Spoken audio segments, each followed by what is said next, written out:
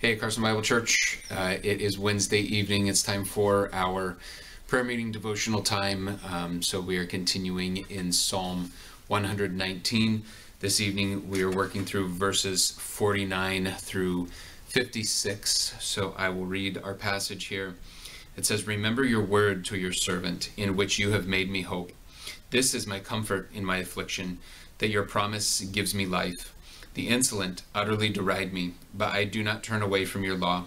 When I think of your rules from of old, I take comfort, O Lord. Hot indignation seizes me because of the wicked, who forsake your law. Your statutes have been my songs in the house of my sojourning. I remember your name in the night, O Lord, and keep your law. This blessing has fallen to me, that I have kept your precepts." I think this is an interesting passage. This is an interesting part of the psalm as we get here to it. This is one thing that the psalmist has mentioned before, is that he is under duress. He's under affliction of some type, and we don't know the details, but what we see here is that God's word is his comfort and his hope in this time of affliction, in this time of difficulty. And I think that's really the main point of these verses here, is that God's word is our source of hope. There's a couple interesting things that I would like us to kind of focus on here as we see the psalmist's words. It's phrased interestingly, I think. Look at how much emphasis is on God and God's work and God's action and God's promises. In verse 49, he says, "Remember your word to your servant, in which you have made me hope." He's calling on God's memory and the promise that was made to him.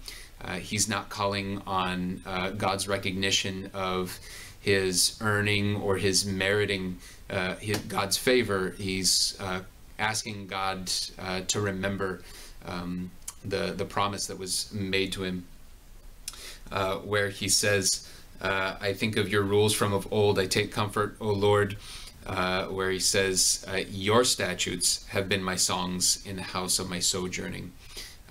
It's God's word alone that is his hope, and it's actually such a source of hope for him that it causes him to sing God's law in the midst of wandering and difficulty. When he remembers God's name in the night, verse 55, and keeps God's law. And then it closes with him saying, "This blessing has fallen to me, that I have kept your precepts." Again, it's not because of his merit or his goodness or because of his worthiness, but he sees it really as a blessing from God, that he has been able to take comfort and hope in God's word and keep God's law. All of this is an appeal to God's character and to God's sovereignty and to God's promises. And really, all of our prayer should be absolutely on the foundation of God's character and who he is, of God's sovereignty over his creation, and of God being a trustworthy God who upholds the promises that he has made.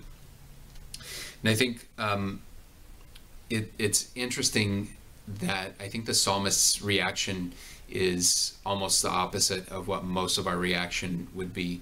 I think most of us, finding ourselves in a time of difficulty, would actually, our first prayer would be that the difficulty would be removed, and then once we're comfortable, then we will devote ourselves to God's word.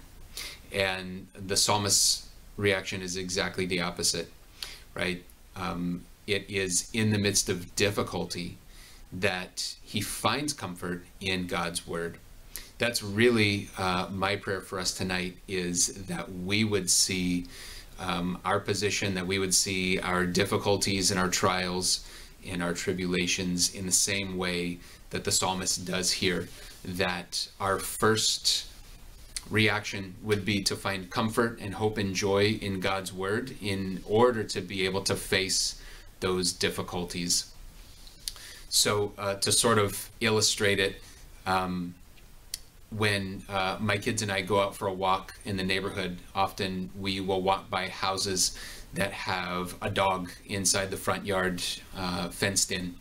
And of course, as dogs do, they will bark at us. And of course, that startles my kids. Sometimes it startles me as well. But it's good for my kids to hear dogs bark at them, because it reminds us to learn the difference between an aggressive bark or the bark of a dog that's just letting us know that he's there and that he's aware that we're there near his yard. It also alerts us to inspect the fence really quick and check for any openings in the fence and make sure we trust the fence that separates the dog from ourselves, and it helps us to know when we might need to cross the street or turn around and go a different direction.